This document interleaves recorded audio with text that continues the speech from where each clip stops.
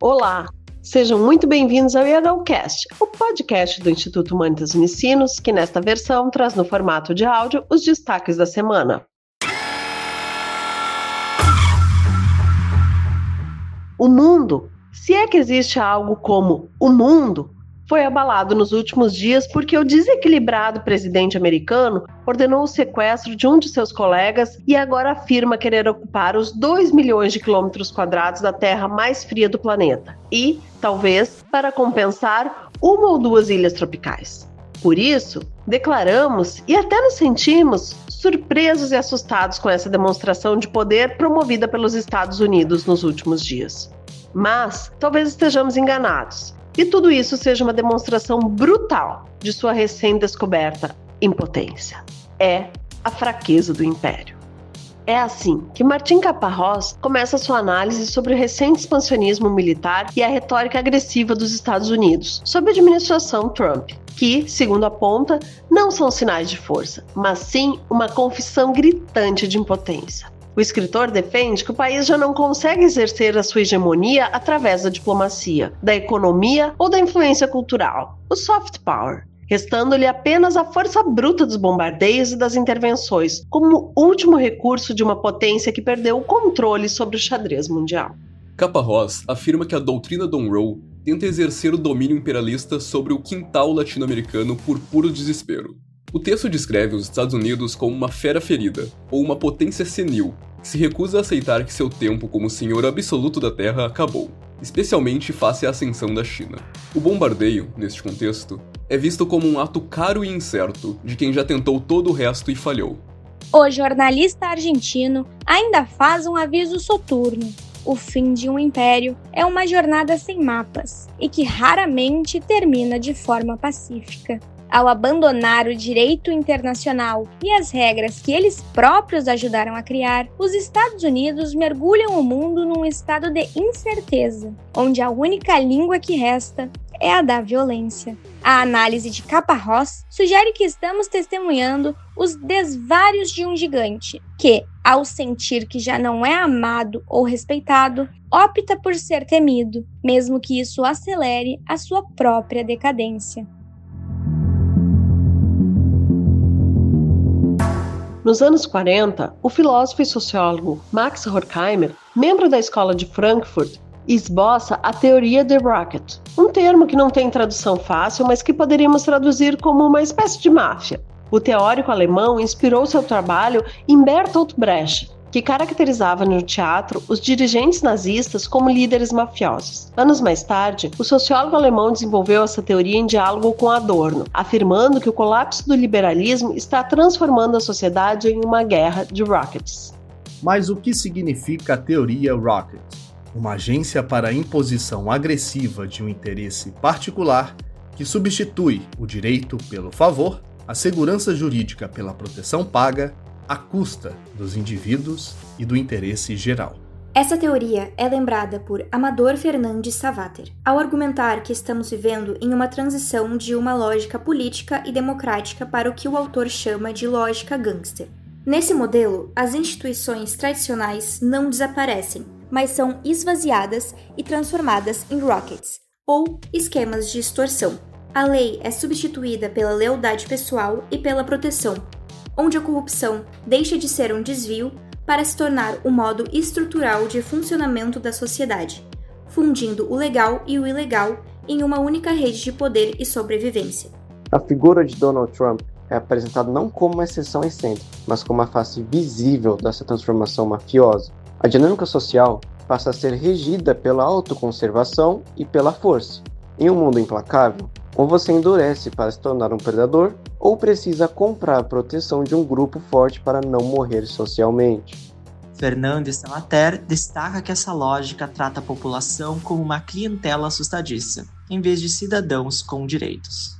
As relações tornam-se superficiais e pautadas pelo cálculo de utilidade e pela ameaça constante de traição. O artigo serve como um alerta para como a política contemporânea está sendo colonizada por um pragmatismo cruel, onde a única regra real é o domínio do clã sobre o bem comum, operando em um estado de exceção permanente. Guilherme, qual a tua avaliação para esta semana? O mundo se espreme em meio a gigantes, que em sua sanha pantagruélica não medem mais esforços para explorar aberta e desavergonhadamente territórios e populações ao redor do globo. O neoliberalismo dá lugar ao realismo ou ao imperialismo. Essa etapa superior do engenho capitalista, como apontava Lenin, entremeia-se nas nações, muitas vezes graças a um Estado esvaziado de caráter público e amordaça frações do que considera espaço vital, garantindo apenas a autopreservação do capital. O poder político hoje se confunde com o econômico. Mega empresas multinacionais e monopólios globais são as pontas de lança de tecnoligarcas que assumem não apenas o controle dos governos, mas também das subjetividades e das narrativas. O extremismo é a sua linguagem e a barbárie o método de extração de riqueza em diferentes áreas do planeta. Formas explícitas de colonialismo e neocolonialismo estão a serviço de predadores, gangsters e líderes imorais que impõem a hegemonia por meio da extorsão e acirram os antagonismos do modo de produção capitalista, o qual se avoluma em turbulências sociais, dramáticos quadros de erosão política e inéditos cenários de desastres ecológicos. A obsessão de Donald Trump pela Groenlândia deixou de ser uma anedota imobiliária para se tornar a ponta de lança que deseja implodir a ordem global. Ao reivindicar o território dinamarquês, Donald Trump não busca apenas recursos naturais, mas ataca diretamente os alicerces da OTAN, fragmentando a ordem militar global. Uma movimentação que estilhaça a aliança transatlântica ao colocar Washington em rota de colisão com seus antigos parceiros europeus, que agora veem os Estados Unidos como uma potência predadora disposta a deslegitimar a soberania do velho continente em nome de um novo expansionismo. Essa semana, pela primeira vez na história moderna, os países europeus da OTAN estão enviando tropas para a Groenlândia, evidenciando que o racha na OTAN já é uma realidade. Essa fragmentação militar redefine o tabuleiro geopolítico, que pode transformar a ilha em um epicentro de resistência europeia contra as arbitrariedades da Casa Branca. O que antes era uma zona de cooperação ártica tornou-se o palco onde a Europa tenta salvar o que resta de sua autonomia estratégica frente a um governo fascista que ignora tratados internacionais e deseja recuperar uma hegemonia que já não existe. A ironia mais profunda dessa nova desordem é a inversão total das alianças da Guerra Fria. Em um cenário impensável décadas atrás, a Rússia de Vladimir Putin surge como uma aliada tácita das pretensões americanas. Putin sinalizou que a reivindicação dos Estados Unidos sobre a Groenlândia é normal, uma posição que visa acelerar o colapso da OTAN. Ao apoiar o pleito de Trump, Moscou joga para dividir o Ocidente, fazendo com que os antigos inimigos da Guerra Fria agora compartilhem o interesse de ver a estrutura de segurança europeia reduzida a escombros. Enquanto as grandes potências jogam xadrez com o mapa mundi, o custo humano dessa lógica gangster recai sobre os povos originários. Um dos líderes Inuit, um povo tradicional do território, alerta que uma invasão ou anexação americana significaria a aniquilação total de seu povo e cultura. Para os habitantes da ilha, a militarização do Ártico não é uma questão de alta política, mas uma ameaça existencial de limpeza étnica e destruição de um modo de vida que não resistirá à ganância das superpotências. Em última análise, a disputa pela Groenlândia é a confissão definitiva de que as regras do século XX expiraram. O mundo assiste a um realinhamento cínico onde a sobrevivência da Europa e da própria Groenlândia depende de uma resistência desesperada contra seu antigo aliado. Se a Rússia conseguir se posicionar como salvadora da soberania europeia, ou se a OTAN se dissolver sob o peso das ameaças de Trump, o resultado será o mesmo. O fim de uma era de cooperação e o início de um tempo onde a força bruta e a conveniência entre autocratas ditam o destino das nações.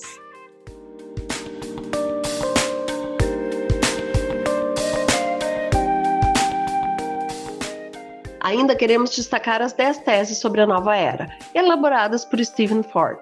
Nos tópicos, o historiador sinaliza que vivemos um período de ruptura sistêmica, onde a extrema-direita deixou de ser uma anomalia para se tornar a força política que dita a agenda global, explorando o esgotamento do modelo neoliberal e a crise das democracias liberais. Ford argumenta que vivemos uma normalização do extraordinário, caracterizada pela substituição do debate racional por uma guerra cultural permanente, pela erosão da distinção entre o legal e o ilegal e por uma profunda mutação na subjetividade das massas, que agora encontram refúgio em identidades exclusivistas e autoritárias. O texto alerta que a esquerda e os campos democráticos estão falhando para responder a este cenário com receitas do século XX, sublinhando que a sobrevivência da democracia depende de uma compreensão realista desta nova gramática do poder, que não busca apenas governar, mas refundar as bases da convivência social através do medo e da desinformação. O Brasil segue suspenso rumo às eleições de 2026. Não é só o cenário interno que preocupa, mas o colapso da geopolítica internacional deve interferir diretamente no pleito por aqui.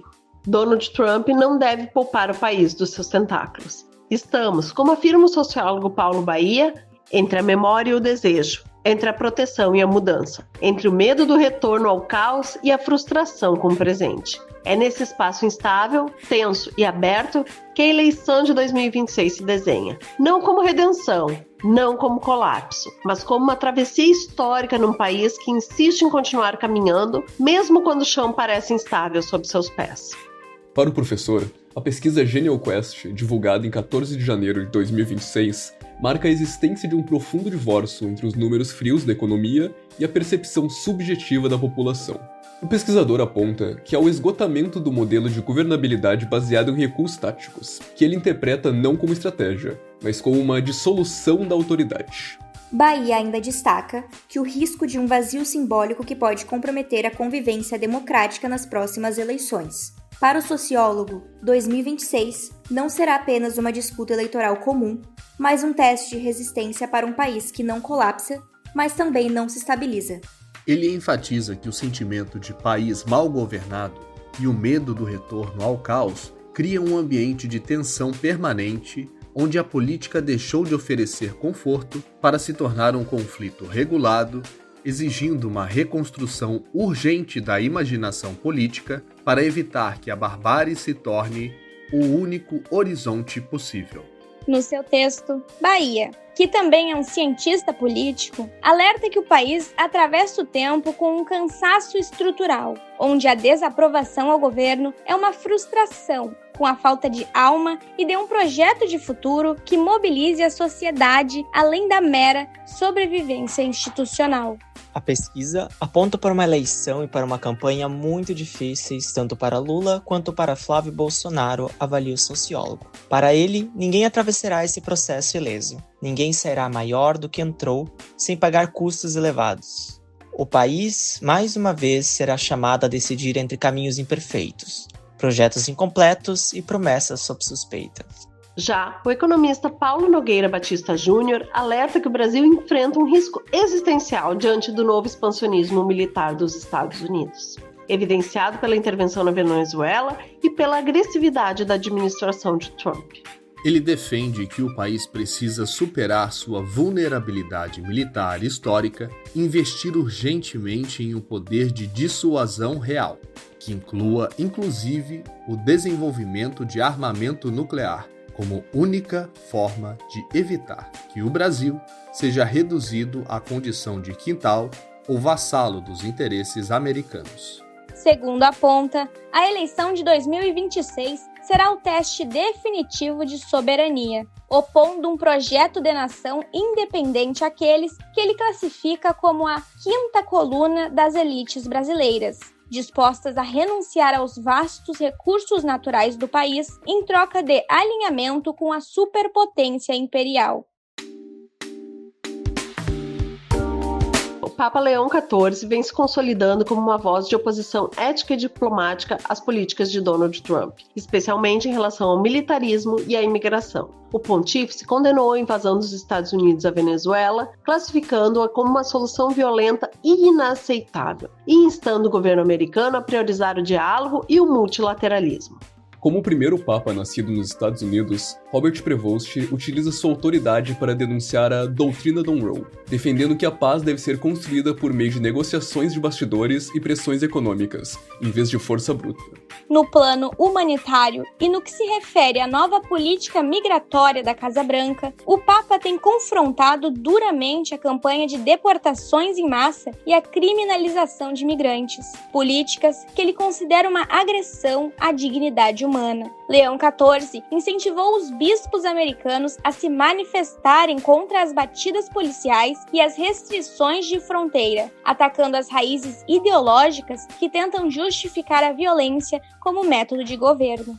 Ao se oferecer como mediador global, ele desafia a lógica de clãs e o isolacionismo de Trump, posicionando a Igreja como um farol contra a polarização e defendendo uma paz desarmada, que proteja populações vulneráveis, como os povos da Groenlândia e da América Latina, da ganância das superpotências.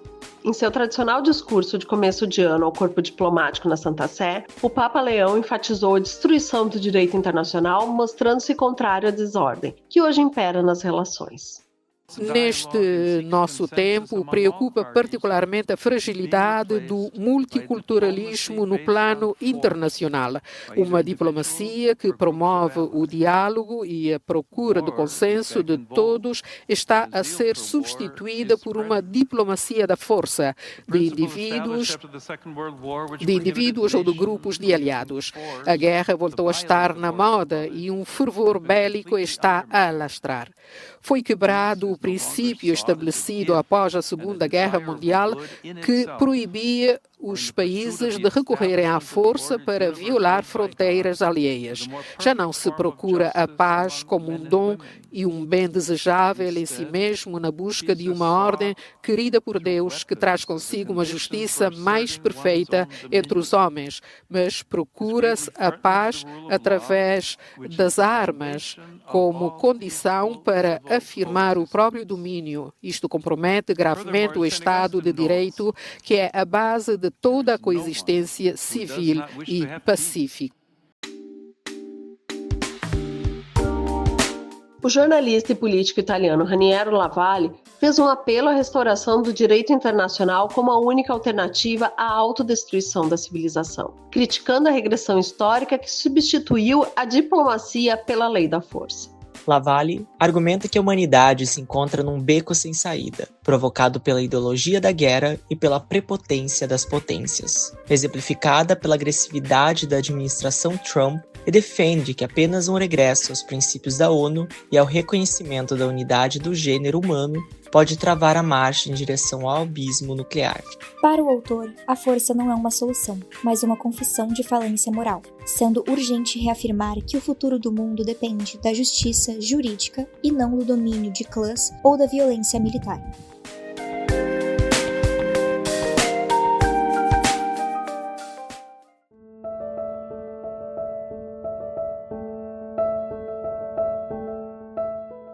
E já que falamos em futuro possível, queremos convidar nossos ouvintes a recuperar a utopia. Entender que o pensamento utópico não é um devaneio, mas uma necessidade vital para a nossa sobrevivência coletiva.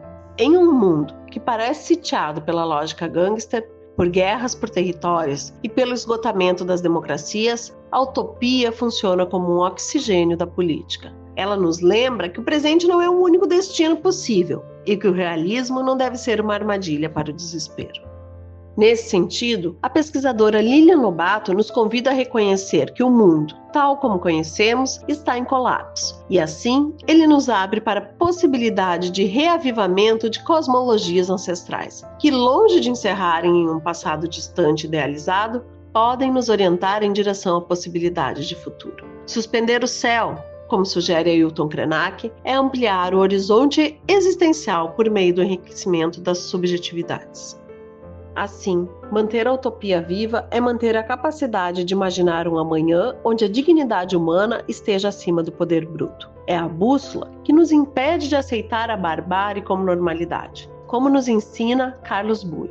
A utopia não é o lugar onde chegaremos, mas o horizonte que nos mantém caminhando. Para encerrar, queremos ainda trazer um trecho do texto do ativista e educador ambiental espanhol. Por mais tentador que seja fazer o scroll infinito até a náusea, ou nos entregarmos ao hedonismo efêmero que o presente nos propõe sem cessar, podemos nos propor a olhar a realidade em toda a sua crueza e, ao mesmo tempo, nos permitir entusiasmar com tudo o que ainda é possível. Outro mundo não apenas é possível, mas está a caminho. Em um dia tranquilo, posso ouvi-lo respirar. Resumindo, estamos perdendo, mas o jogo continua. O futuro, como a chuva, sempre volta. Convém plantar boas sementes que, embora não brotem imediatamente, poderão fazê-lo após um aguaceiro. E tempestades temos tremendas no horizonte.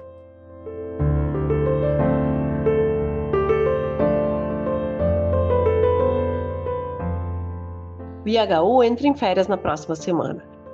Essa foi mais uma edição dos destaques da semana no IHU Cast. A produção, apresentação e direção foram comigo, Cristina Guerini, edição de Lucas Chardon. Ainda contamos com a colaboração das colegas Lauren Palma e Mônica Lima, e dos colegas Alexandre Francisco, Christian Padilha, Guilherme Tenher, Matheus Dias e Matias Lengert.